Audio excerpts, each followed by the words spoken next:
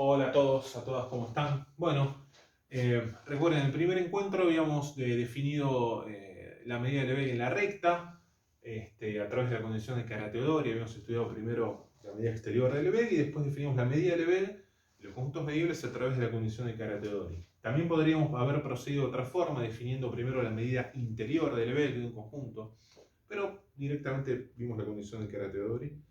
Vimos varias propiedades de los conjuntos medibles. Terminamos la clase demostrando que existen conjuntos, quizás sorprendentemente a priori, que no son medibles en el sentido de Lebesgue. Vimos la demostración original de Giuseppe Vitali, ¿bien? Que utiliza el axioma de elección. ¿Okay? En la clase de hoy vamos a hablar un poco de funciones medibles. Vamos a definir las funciones medibles y vamos a ver algunas propiedades y a ver un teorema importante de convergencia en medida, que es el teorema de Groth. Entonces, que nos va a hablar, va a relacionar la convergencia puntual con la convergencia uniforme. Van a ver que es bastante útil. Entonces, definición sea un conjunto medible. F de NR es medible si para todo R perteneciente a los reales vale que los conjuntos de este tipo, los X pertenecientes a E, tales que F de X sea mayor que R, son medibles. Esa es la definición de conjunto medible. Adviertan que casi toda función va a ser medible, porque para que no sea medible una función, tiene que existir un R tal que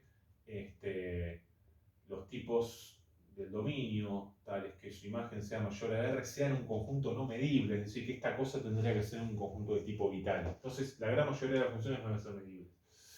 Bueno, un primer teorema dice que podríamos cambiar esta condición por alguna de las siguientes. Son equivalentes.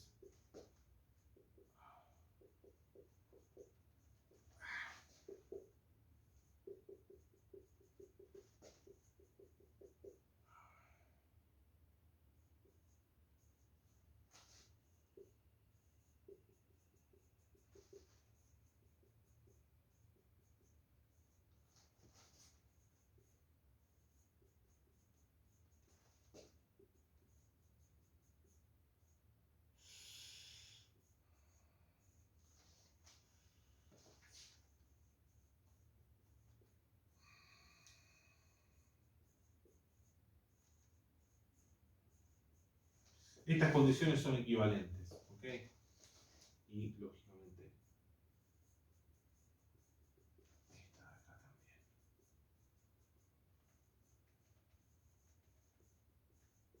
Bien. Es decir, si vale esto, valen todas estas de acá, y recíprocamente si vale alguna de estas, valen todas las demás. Entonces, en realidad solo alcanza a demostrar que uno implica dos, porque después, lógicamente, si vale esto, esto va a valer, porque este conjunto es el complemento de este, y el complemento de un conjunto medible es medible. Entonces vamos a ver que uno implica dos. Entonces,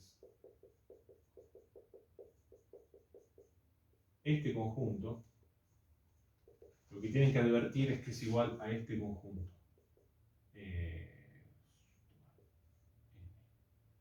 Igual 1 a infinito de, o sea, estoy tomando la intersección enumerable de todos estos conjuntos. X perteneciente a E, tal que f de x sea mayor que R menos 1 sobre n.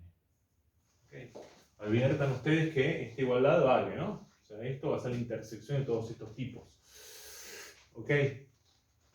Pero bueno, estos tipos son medibles, ¿no? por la definición que dimos.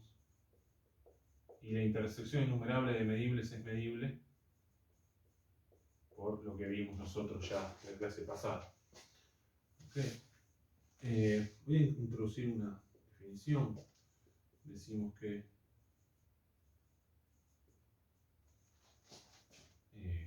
f de x es igual a g de x casi todo punto.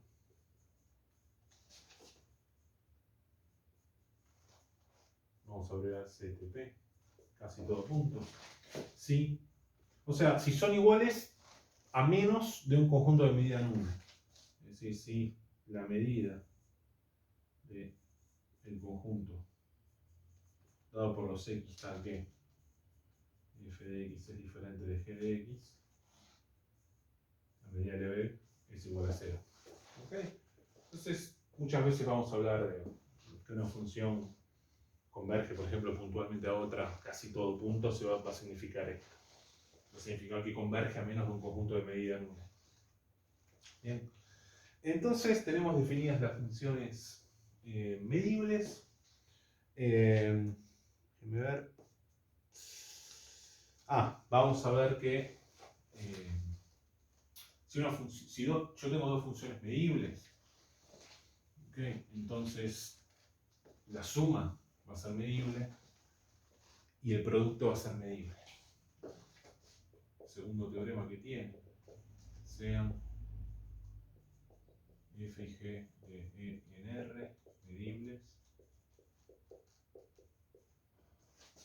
luego f más g es medible,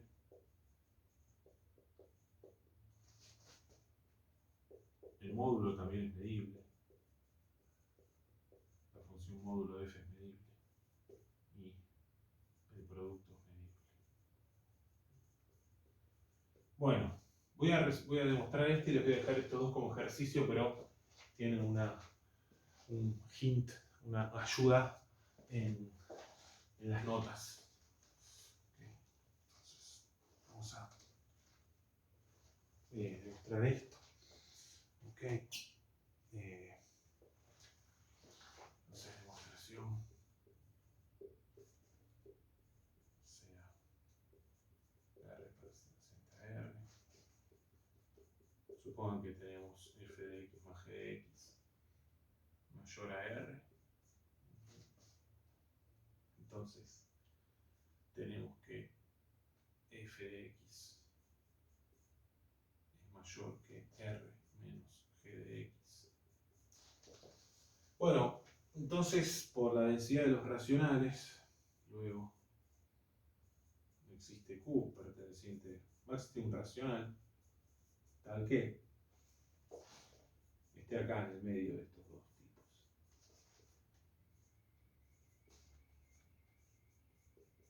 Bien. Ok. Entonces,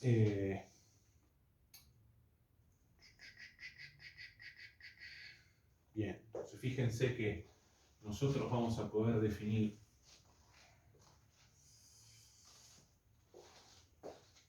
queremos mostrar que f más g es medible. Es decir, queremos mostrar que este conjunto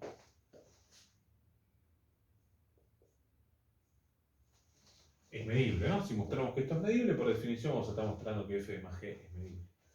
Pero bueno, fíjense que este conjunto va a ser... Yo puedo colocar esto como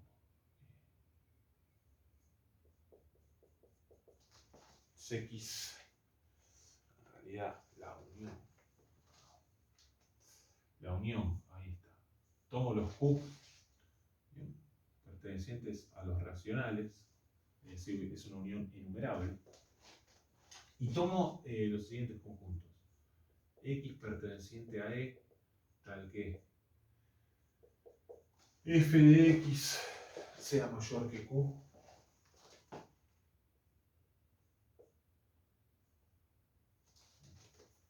intersección con los x pertenecientes a E, tales que R menos G de X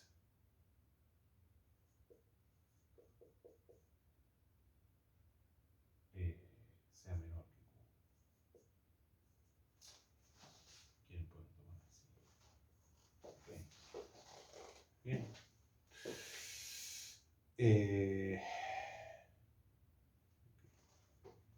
En otras palabras, van a tener unión enumerable de estos tipos X. La unión en Q f de X mayor a Q, intersección X perteneciente a E, tal que G de X sea mayor que R menos Q. Bien. Pero bueno, fíjense que este tipo es medible, porque F es medible, este tipo es medible,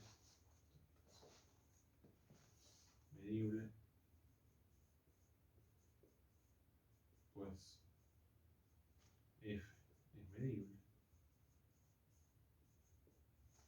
Esto es medible, pues G es medible. ¿Ok? Y la unión enumerable de medibles es medible. ¿Okay? Además, la intersección de medibles es medible también. ¿Okay? Recuerden que todo eso lo vimos en la primera clase. La intersección de medibles será medible. Entonces, todo esto es medible y la unión de todas estas intersecciones también va a ser medible. Luego, esto es medible, luego f más g es una función medible. Por eso tienen que recordar las propiedades que vimos en la clase pasada. Entonces les dejo este como ejercicio y este como ejercicio. ¿Ok? Bien.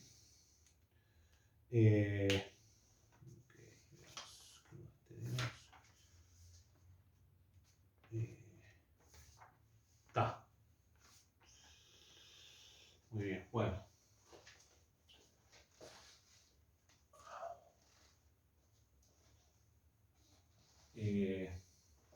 Teorema importante. Le dejo para que vean, para que lo demuestren ustedes como ejercicio. Si f de en R es continua casi todo punto, es decir, es continua menos de un conjunto de medida nula, es decir, los conjuntos de discontinuidad tienen medida cero, entonces es medible. Bueno, después más adelante cuando definamos más adelante la integral de Lebesgue, vamos a ver que toda función medible va a ser integrable en el sentido de Lebesgue. Ok, y si es una generalización, la integral de Lebesgue es una generalización de la integral de Riemann, bueno, eso va a ser de esperarse, ¿no? Porque recuerden que las funciones cuyo conjunto de puntos de discontinuidad tiene medida de Lebesgue 0, es decir, son conjuntos de medida nula, son integrables en el sentido de Riemann, como vimos al principio en la primera clase. Bueno, les dejo para que demuestren esto.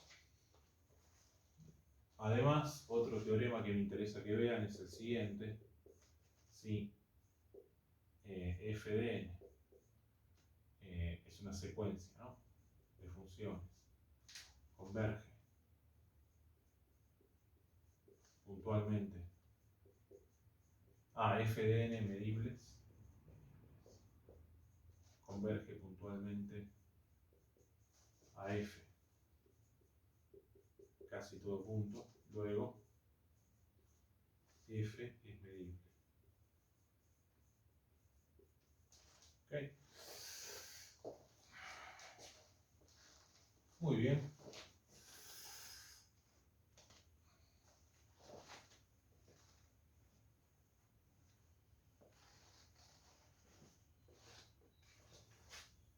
Bueno, acá recuerden lo que significa convergencia puntual y vamos a recordar un poco por las dudas qué significa convergencia puntual y convergencia uniforme.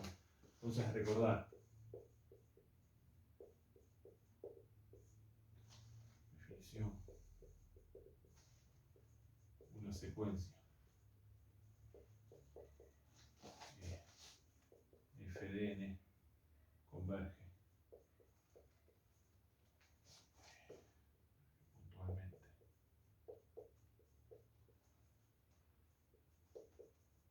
a f Sí. Dado epsilon mayor que 0 y x, digamos que estas están definidas en un dominio, pueden estar definidas en todos los en un dominio E y x perteneciente a E, existe un delta mayor que 0, tal que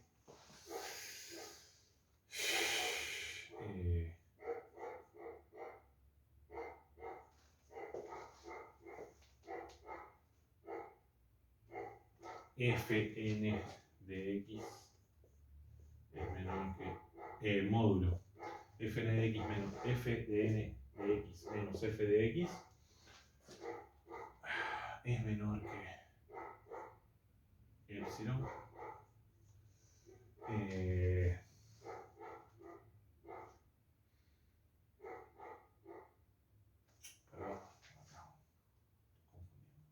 Existe un n sub 0. ¿Okay? Para todo n mayor o igual que n sub 0. ¿Sí? Es decir, a partir de un cierto n, o sea, dado un epsilon mayor que 0 y un x arbitrario, un x perteneciente a E, va a existir un n0 que depende, esto es lo importante, que depende de epsilon y de x, ¿okay? Tal que vale esto. ¿Okay? Pero acá lo importante es esto. Este n0 a veces se lo escribo así.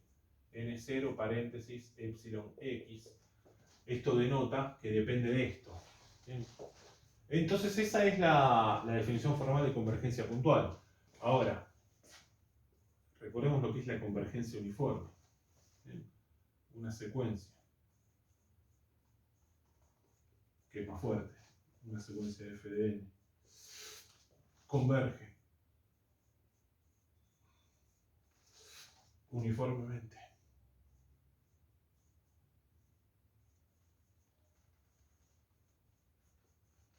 a una función f. Sí. Esencialmente esto es lo mismo, pero este n0 no depende de x, sino que va a depender exclusivamente del epsilon. ¿Ok? Entonces, sí. Para todo epsilon mayor que 0, existe n sub 0, que va a depender nada más que de epsilon, tal que, ahora fn de x menos f de x es menor que epsilon para todo n mayor o igual a Sn sub 0 y para todo x. ¿Okay? Esta es la diferencia, que antes el epsilon depende de cada x, y acá no, acá va a depender exclusivamente, el n sub 0 va a depender exclusivamente del valor epsilon, y va a valer esto. ¿Bien? Entonces, esa es la diferencia entre convergencia puntual y convergencia uniforme. Veamos un ejemplo para recordar esas cuestiones. ¿Bien?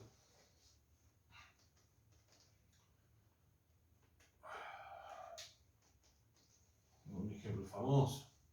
Imagínense ustedes tienen esta secuencia de funciones.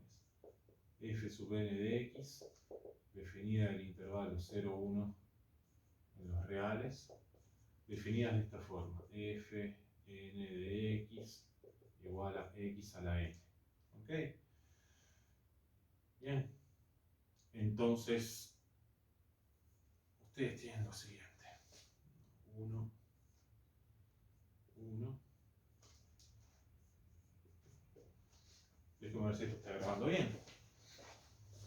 Perfecto. A ver. Un poco. Bueno. Sí, la grabación está un poco. Bueno, se ve bien, se ve bien. Entonces, ¿qué son estas funciones? Bueno, observen. F, la primera función de esta secuencia, es simplemente la función x. ¿No? O sea, x a la 1. Ustedes saben la función lineal.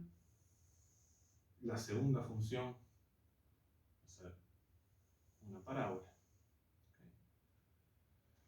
Y después voy a tener funciones que van a ser así. Si ustedes colocan esto en un graficador, se van a tener esta forma.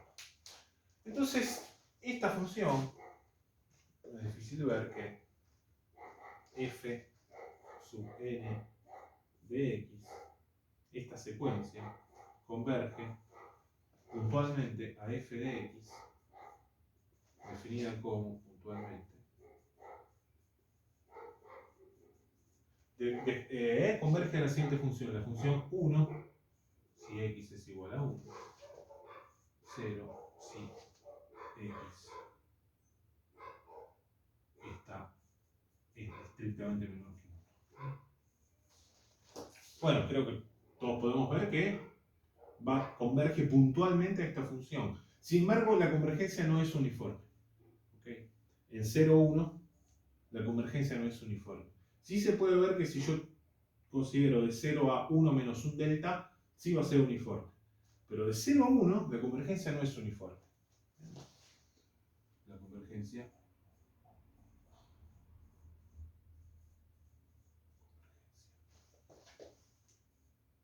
no es uniforme. ¿Okay? Muy bien. Fíjense, pero pueden probar formalmente que no va a ser uniforme. Bien, bueno, solo para recordar esas definiciones que vamos a retomar después. Bueno,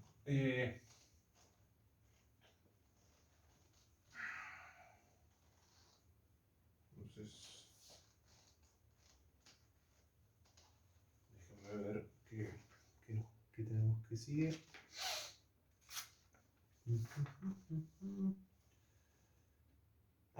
Bien. Bueno, un teorema que se puede mostrar con los dos anteriores que les dejé como ejercicio es el siguiente.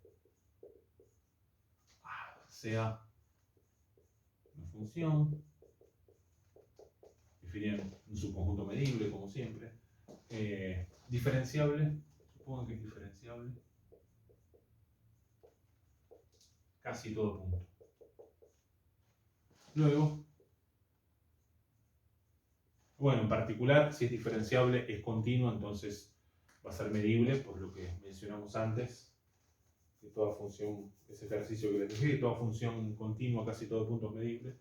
Luego, pero lo interesante es que la derivada también es medible.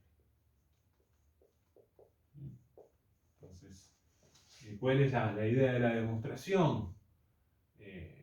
Demostración, considere una secuencia de números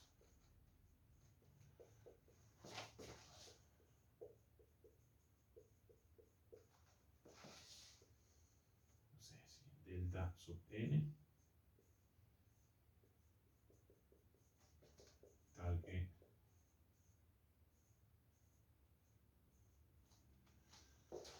esa secuencia converge a 0.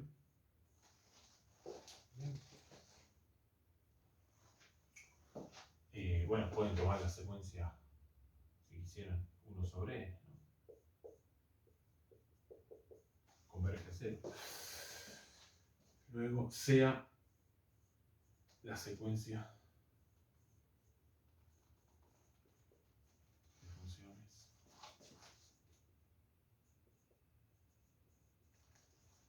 f sub n definida así, de f sub n de x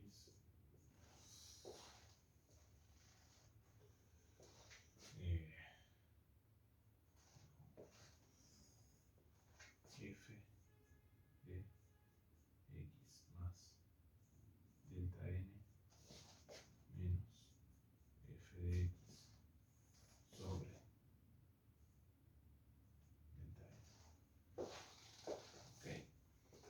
Bueno, observen que para un n fijo esto es medible, porque bueno, acá tengo una resta de funciones medibles y estoy multiplicando por 1 sobre un número. multiplicar por si una función es medible, es bastante evidente que si la multiplico por una constante también es medible, ¿no? Eso sigue casi de la definición. Entonces esto es medible. Es decir, tengo una secuencia de funciones que son medibles, casi todo punto, ¿no? Casi todo punto son medibles. Pero bueno, esta secuencia ¿dónde converge? Por definición de derivada, esto converge a la derivada de x. ¿Okay? Bien. La derivada de f.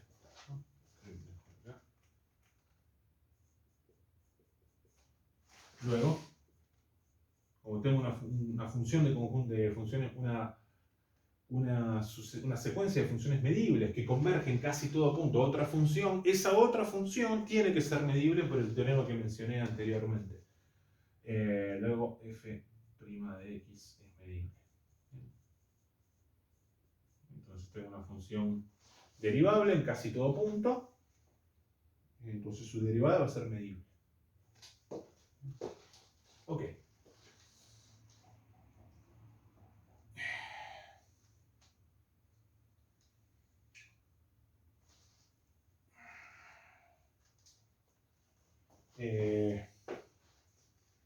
Tenemos que hablar un poco de las sigma álgebras, los borelianos,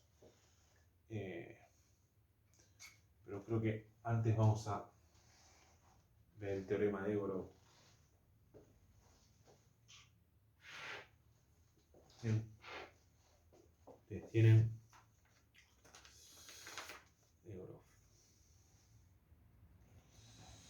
Bien, entonces vamos a ver el teorema. Ustedes lo tienen en la página 24.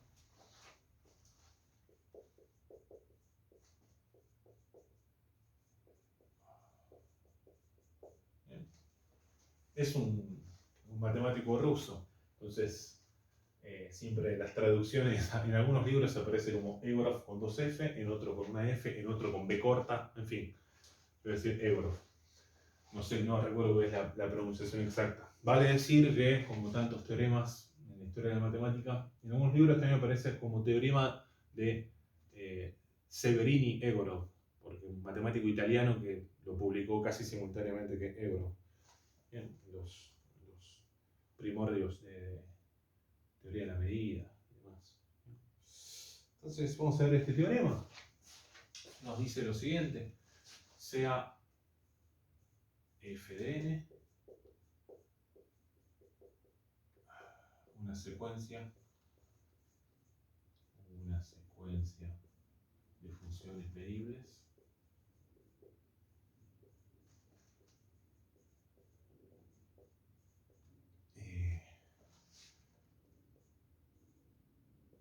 tal que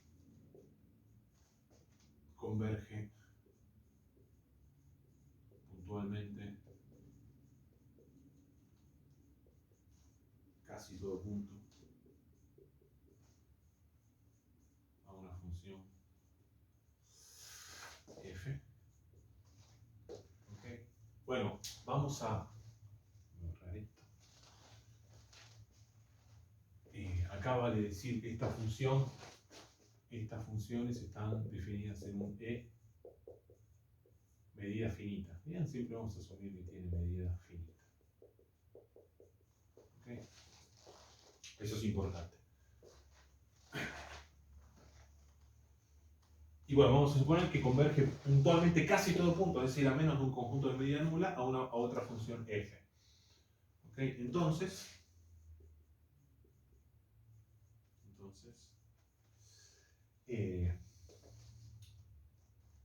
vale lo siguiente. Para todo, voy a usar la notación que tenemos en las notas. Esta n, así, dobladita. En realidad es una letra griega, pero no recuerdo exactamente el nombre. Pero podría usar otra letra, phi, cualquiera, pero voy a usar esta porque es la que tenemos en las notas. Entonces, para todo tipito mayor que 0, existe un subconjunto H, incluido en E, un tipo acá, un subconjunto, tal que 1. La medida de Lebesgue de E menos H es tan pequeño como yo quiero, es decir, va a ser menor que este tipo. Y 2, f de n converge a f uniformemente.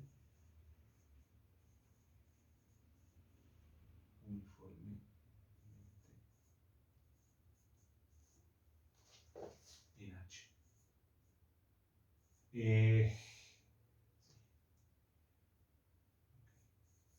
Bueno, esto es buenísimo, porque este tipo de convergencia se conoce como convergencia uniforme casi todo punto. Déjenme ver. Okay. La denominación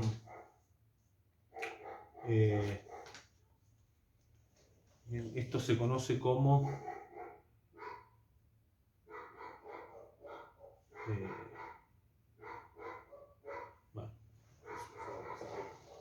bueno, convergencia uniforme en casi todo punto. Es interesante. Observen que no es lo mismo que decir que converge uniformemente a f a menos de un conjunto de medida nula. No, no nos dice eso. Me interesa que tengan recaudo en eso, ¿no? Es importante que tengan presente. Lo que nos dice es algo parecido, pero no es lo mismo. Nos dice que para todo número mayor que 0, por más pequeño que sea, la medida, ¿ok?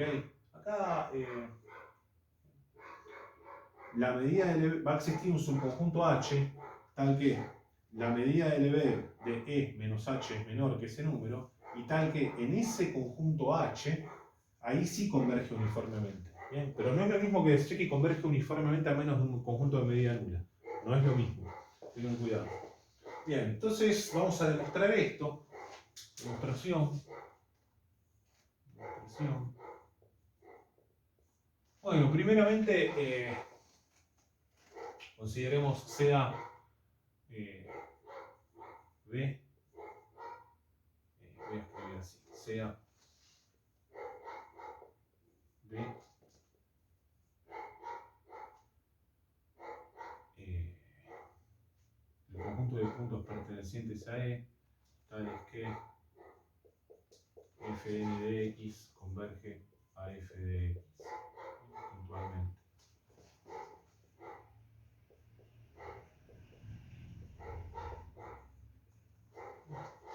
Así vamos a trabajar con los tipos donde la función converge puntualmente, porque los otros tienen medida nula, ¿no? Son estos de acá. Es decir,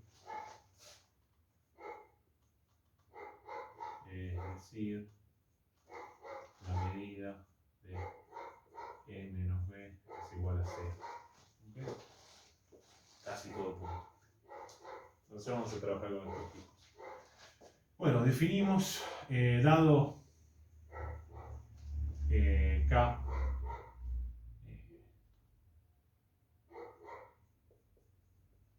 entero positivo, P entero positivo, definimos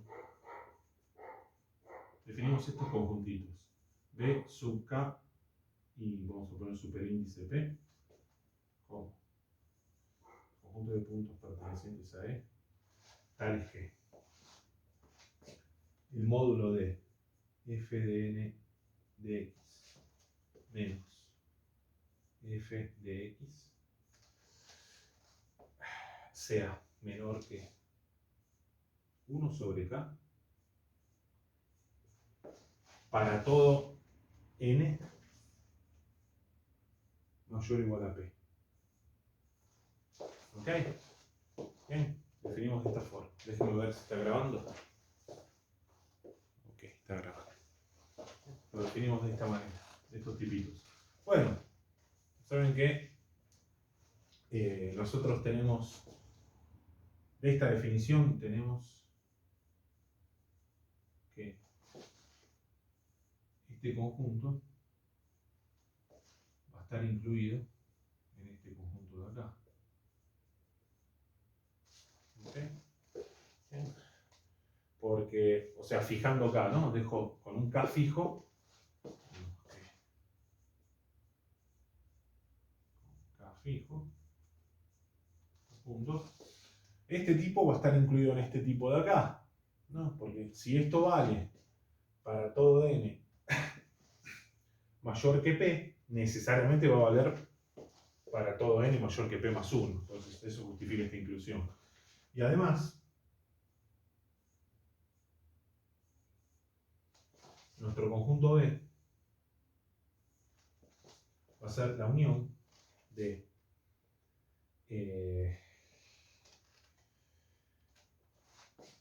todos estos tipos B, KP, ¿ok?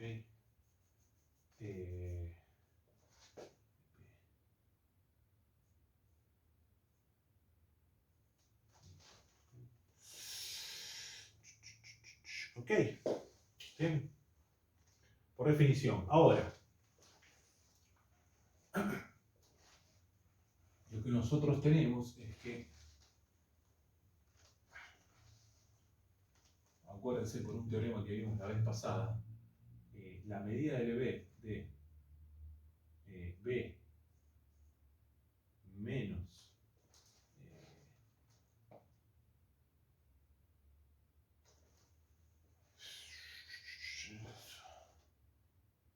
BKP igual a 0. Claro. O sea, el límite P tendiendo a infinito de la medida de B, M medida de B.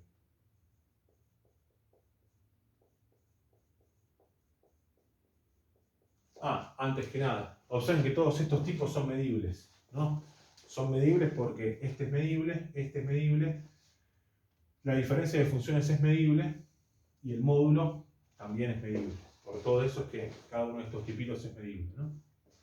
Eso es importante. Entonces tengo este conjunto de medibles que están todos encajados adentro de estos de acá, ¿no? Entonces, por un teorema que vimos la vez pasada, el límite cuando P tiende a infinito de la medida de B menos la medida de BKP va a ser igual a 0. ¿Okay? Porque recuerden que esto es lo mismo que decir que M de B es igual al límite cuando P tiende a infinito de la medida de BK de P. Esto es lo que probamos la clase pasada. Entonces tienen que recordar esto. Bueno, tenemos esta situación. ¿Okay? Entonces, recuerden que esto vale para todo K. Para todo K fijo vale. Entonces, de acá tomo P sub K tal que asociado, pongo su índice K porque va a estar asociado a ese K, tal que la medida LB de B menos BK P sub K sea menor que N dobladito sobre 2 a la K. ¿Okay? Bueno, pero entonces, ¿y ahora qué hago? Claro que estos tipos van a existir, ¿no? Por esto de acá. Esos tipos van a existir. Y entonces ahora defino la intersección de esos tipos y lo llamo H.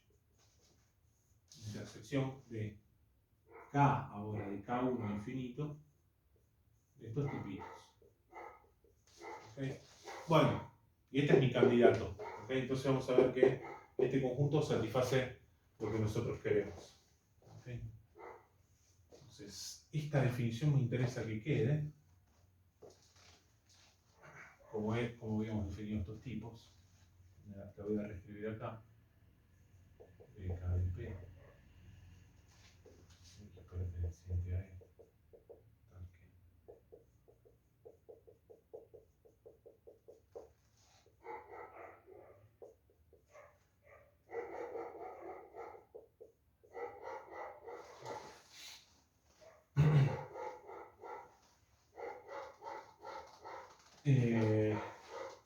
Bueno, entonces defino este tipo. Vamos a ver entonces qué pasa. Primero vamos a ver quién es la medida LB de E, si quieren B menos H, más fácil. porque B esencialmente es casi igual a H a menos un conjunto de medida nula, entonces podemos directamente trabajar con esto. Entonces esto es la medida de B menos la intersección de K igual 1 a infinito de B K P sub K. Ok. Bueno, pero eso es la medida de la unión de estos tipos.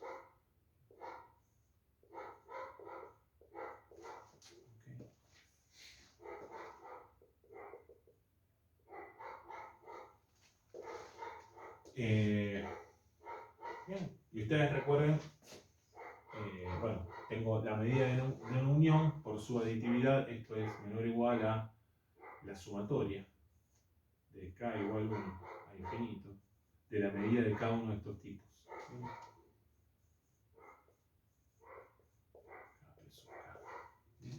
Pero, a su vez, la medida de cada uno de estos tipos es, por definición, como de la forma en que los definí, es menor que esto.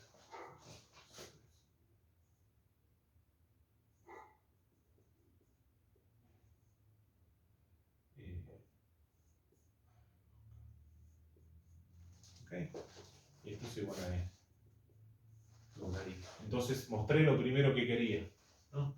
La medida de B menos H es menor que ese tipo que yo tomé arbitrariamente al comienzo de la demostración. Es menor que ese valor. Y ahora lo que me falta mostrar es que en H, bien, en H, este era mi candidato, la convergencia es uniforme. Okay, ahora quiero ver que la convergencia va a ser uniforme acá. Entonces, dado delta mayor a 0, sea J perteneciente a N, tal que 1 menos J sea menor que delta.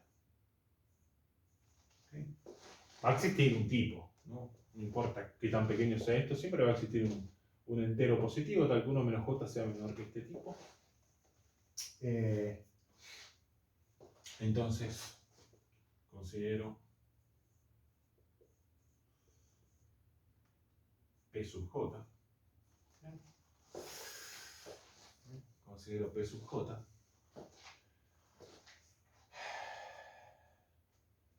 Y sea X un tipo perteneciente a H. ¿Bien?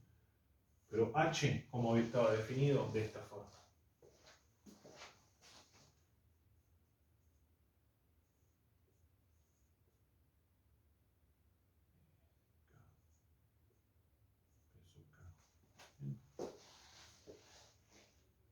Ok. Bueno, pero entonces, ¿qué pasa? Si X pertenece a H, un tipo arbitrario, luego, como está definido como la intersección, X va a pertenecer en particular a este tipo. Al tipo que está asociado a este de acá. ¿Ok? Luego, como está asociado a este tipo de acá, venimos a cómo habíamos definido a estos conjuntos. ¿Okay? Y entonces tenemos que f en módulo f de x menos f de x es menor que 1 sobre j, que a su vez es menor que delta.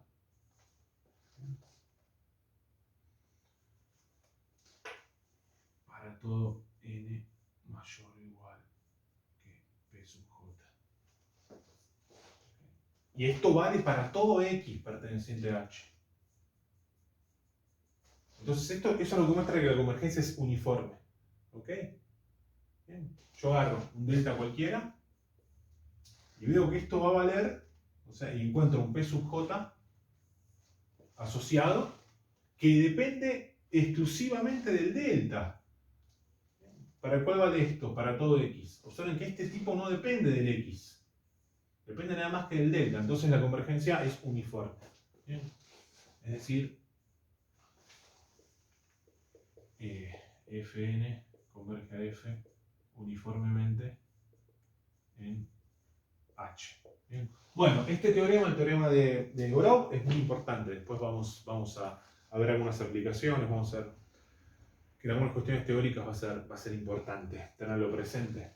Bueno, con esto terminamos el encuentro de hoy. Me queda pendiente, bueno, en el próximo video les voy a mandar vamos a hablar de los borelianos, vamos a hablar de sigma álgebras, vamos a ver que conjunto, o sea, la familia de todos los conjuntos medibles va a constituir lo que se conoce como una sigma álgebra. Esa sigma álgebra va a incluir a la sigma álgebra generada por...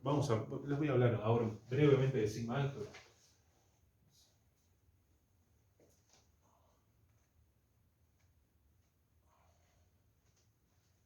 Definición.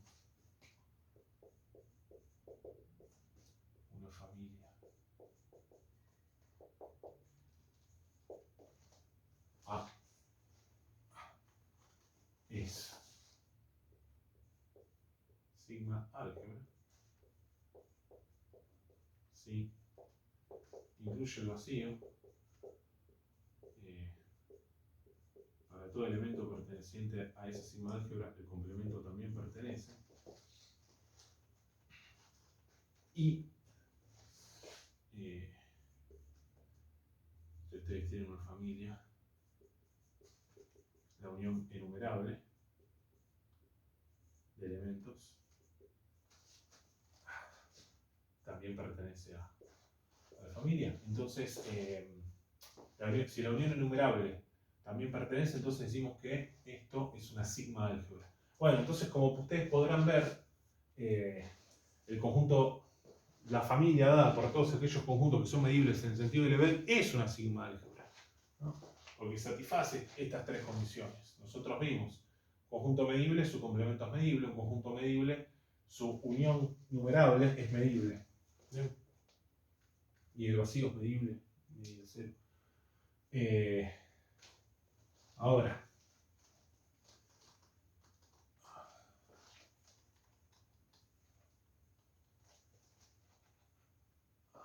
definición,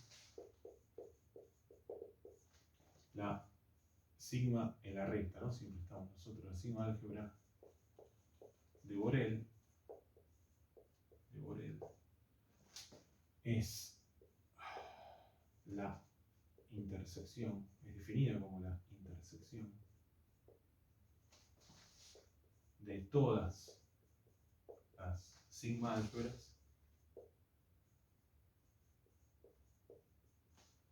que incluyen a los abiertos. Siempre en la recta estamos, ¿no? A los abiertos de R.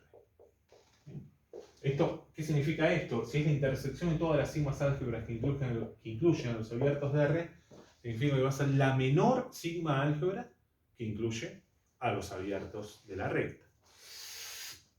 Lo interesante es que, bueno, ya por definición, esta sigma álgebra, ¿bien? Los conjuntos de esta sigma álgebra se conocen como borelianos. Los borelianos son medibles, es decir, esta sigma álgebra está incluida acá, pero lo que vamos a ver es que existen conjuntos que son medibles pero que no son borelianos. ¿Okay? Entonces, los borelianos son un subconjunto propio de los medibles. Eso lo vamos a ver en el próximo encuentro. ¿Okay? Antes, después sí, posteriormente pasar a la definición de integral de Lebesgue. Bueno, les mando un gran saludo a todos y a todas.